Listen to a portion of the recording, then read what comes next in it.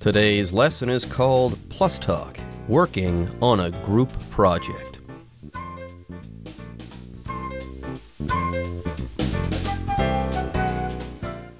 Hello, everyone. My name is Jeff. My name is Roger, and today we're going to be working on a group project. This might happen to you at some point in your life, whether in school or at work. You're going to have to work with other people to accomplish some kind of goal. And I believe in today's conversation between David, Alice, Jake, and Penny, they are in a school setting, so they're working on a school project, and they need to get organized and assign the different tasks, and hopefully they will be successful. Now, as a teacher, I'm a big fan of assigning projects to groups, okay? Because one, you still have to work as a student. You have to do your work, but you also have to find a way to work with other people to achieve great things. Yes, if you work together well as a group or as a team, hopefully you can accomplish things that are greater or are somehow better than what the three of you could do separately. Okay, so working as a group, figuring out how to work with other people. If you do that, you develop skills for later on in your life, because let's say when you hit the workplace, okay, when you're in the office there, you might just be confronted with problems that you won't be able to solve alone. You'll have to work together with others. So learning how to work together as a group, learning how to communicate efficiently, this is a really great skill that you're going to want to develop. And yes, we'll be talking about how to do that today in English. Well, Roger and I won't be doing that, but we've got three characters here who will be doing that. And yes, when we come back from a short break, we'll start in on part one of this month's Plus Talk dialogue called Finding a Group Partner. Maybe they haven't figured out who's in the group yet, so let's figure out what David, Alice, and Jake are going to do. Working on a group project. 1. Finding a group partner. David, Alice, and Jake are in the school cafeteria. They're doing a group project together. Okay, one more person for our group. Any suggestions? Penny could join us. She's really good at doing research. I thought Penny was already in another group. Let's ask her and find out. Hey guys, what's up? We were wondering if you'd be interested in working on the group project with us. Sure, I'd like that. Have you decided on a topic yet? No, but maybe we can do that together. Do you have some time now? Yes, I don't have class until this afternoon.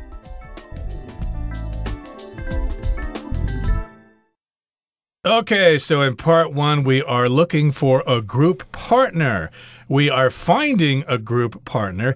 Remember, when you haven't found what you're looking for, well, you are looking for that thing, and then once you have found it, well, you have found it. So this is what they're trying to do. They're trying to find a group partner, or we could also say they are looking for a partner for their group. They've already got 3 people in the group, and they need one more person. So David, Alice, and Jake are in the school cafeteria. Yes, that seems like a good place for groups to meet.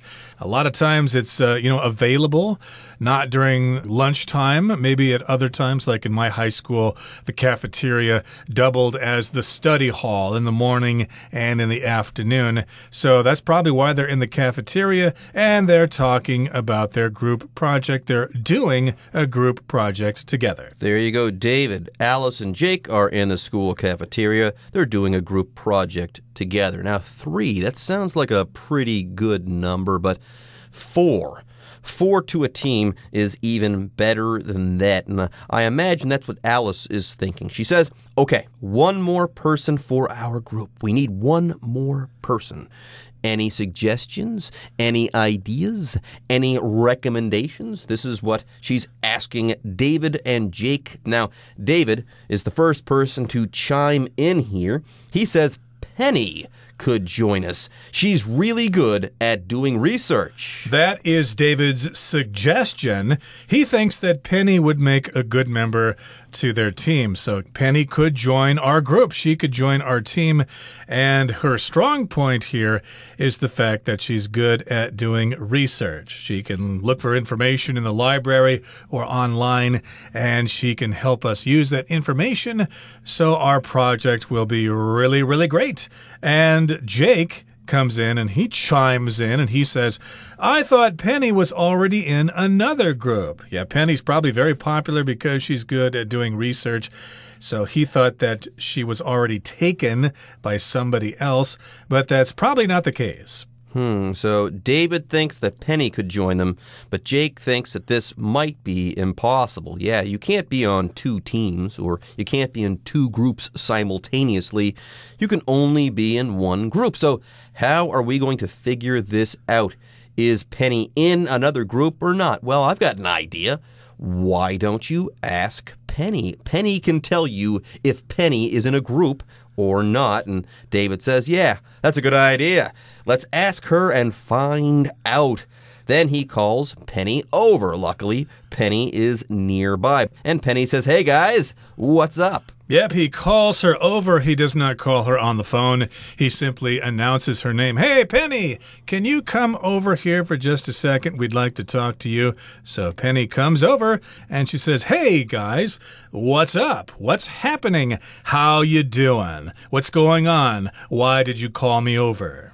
Alice says, we were wondering if you'd be interested in working on the group project with us. And Penny says, no way, I'm already on another team, and we are going to beat you guys. Our project is going to be so much better than yours. You guys are a group of losers. Well, no, she doesn't actually say that. She says, sure, I'd like that. I'd like to join your team, i.e., she's not on another team there. She did not call David, Alice, and Jake a big group of losers. No. Apparently, Penny wants in. She would like to be a part of their group. And then Penny says, so we're now in the same group together.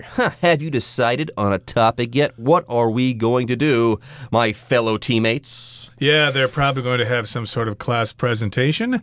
They're going to get together and do some research and write a report and figure out how they're going to present it.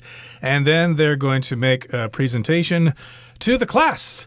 And everybody else and all the other groups are going to do the same thing. But if you want to give a presentation to a class, you don't want to just stand up there looking stupid talking about nonsense.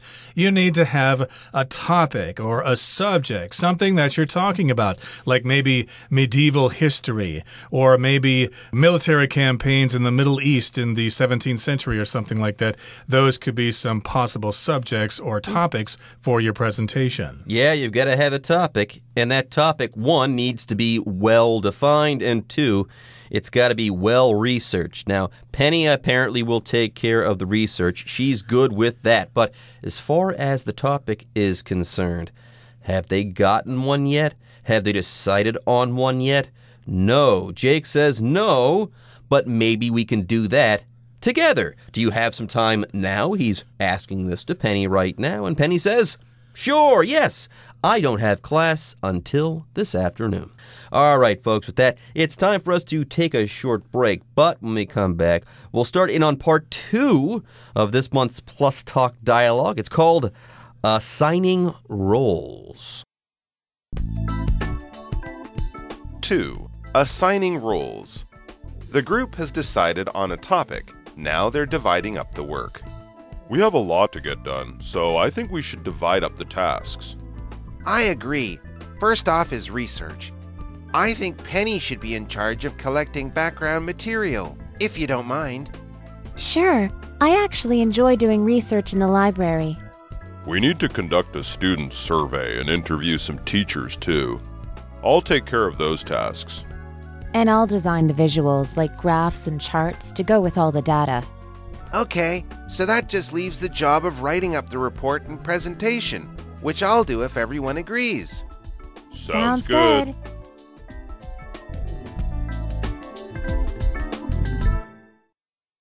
大家好，第二部分我们看到动词 assign 意思是指派、分派，像是 Marty has been assigned the job of welcoming new students on the first day of school.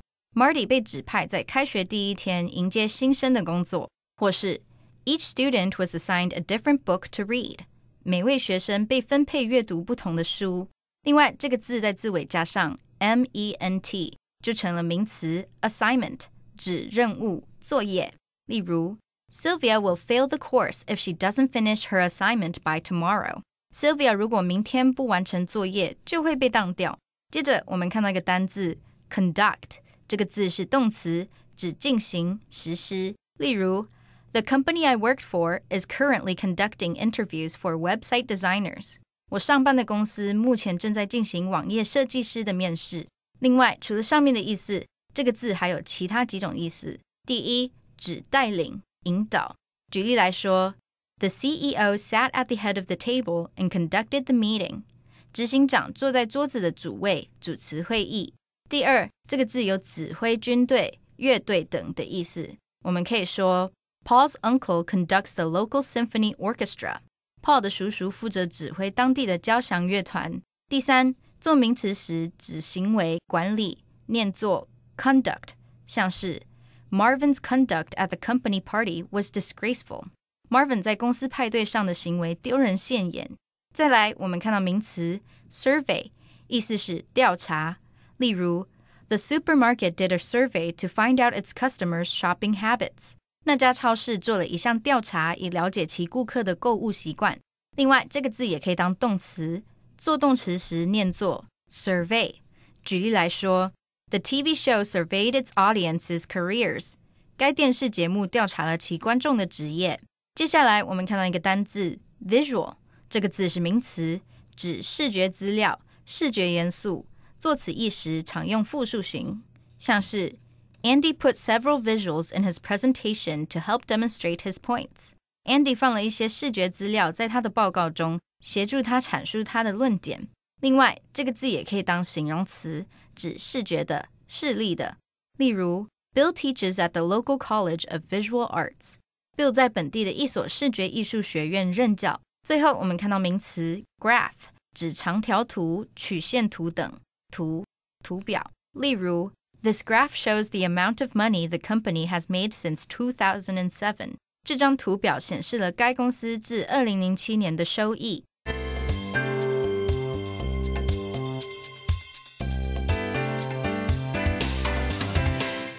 Okay, let's talk about part 2. Remember, David, Alice, and Jake were having a discussion in the cafeteria, and they needed another group member, and they called Penny over and asked her if she'd like to be in the group with them.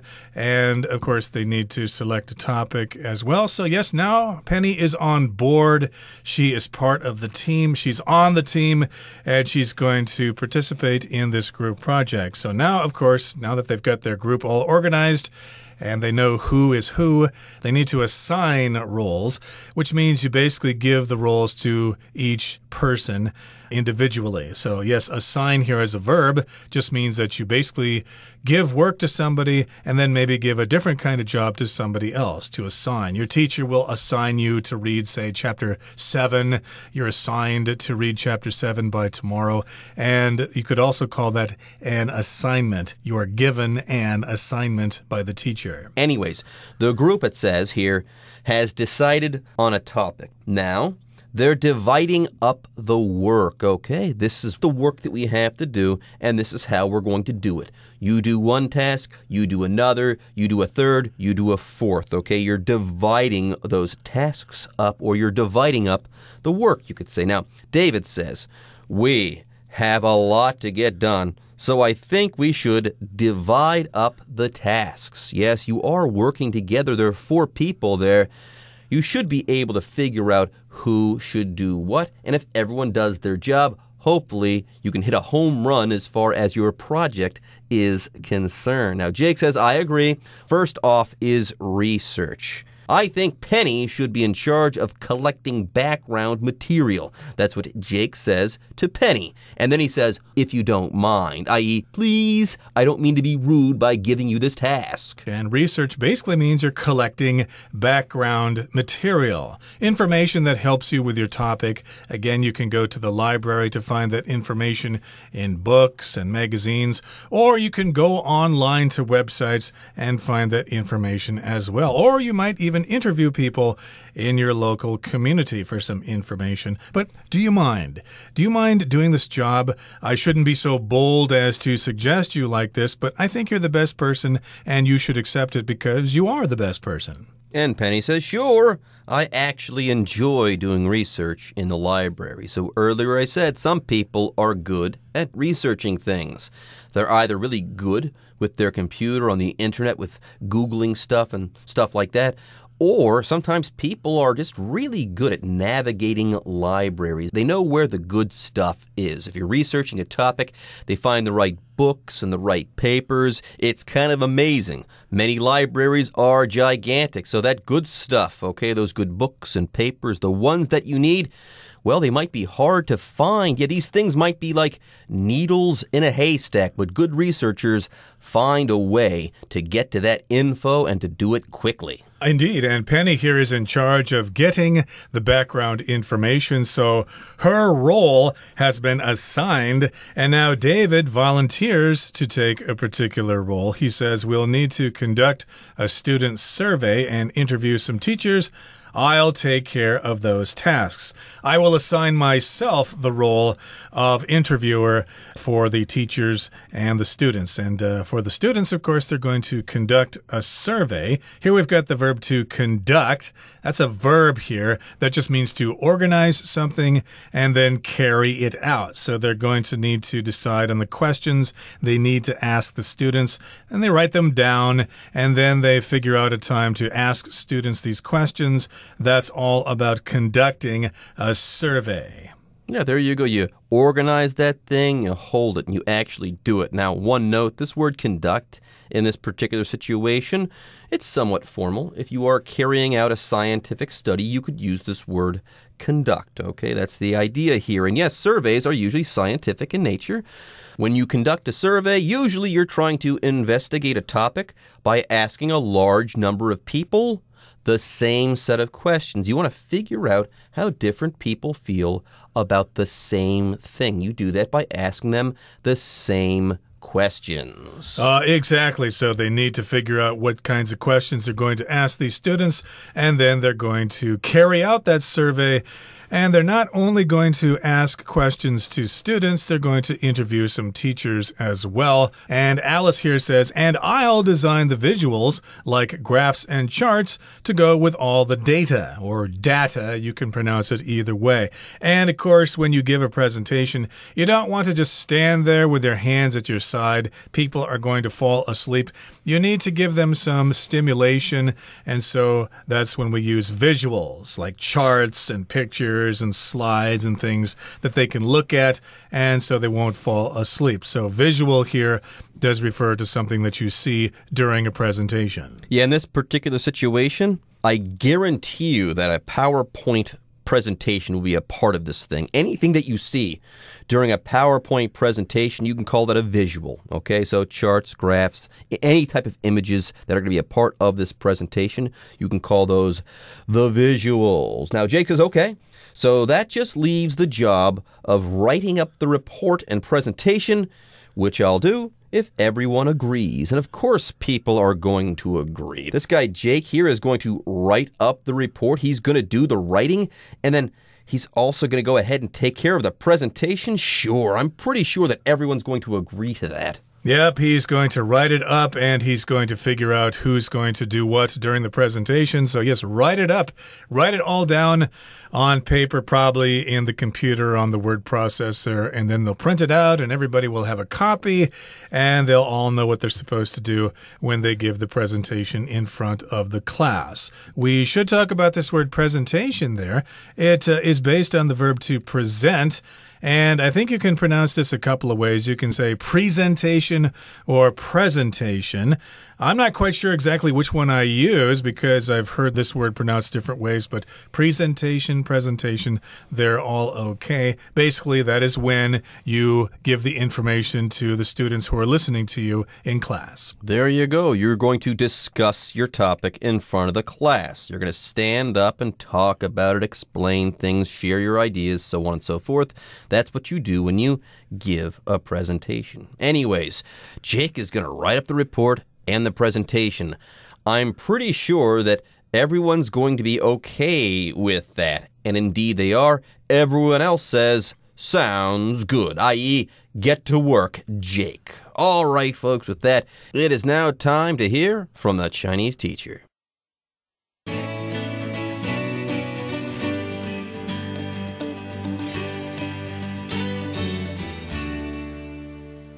各位同学大家好，我是 Hanny， 我们来看今天的文法重点。好，在第一部分的对话里面 We were wondering if you'd be interested in working on the group project with us. 好，句子里面的 if 相当于 whether 是用来引导名词子句去表达是否怎么样怎么样。我们文中的名词子句就是 If you'd be interested in working on the group project with us. 那这个名词子句是用来当动词 wonder 的受词。好，那这边要提醒同学们 whether 引导的名词子句它可以当主词、受词或是主词补语用。那么 if 引导的名词子句只能当受词或主词补语，它不能当主词。好，那我们就来造3个例句。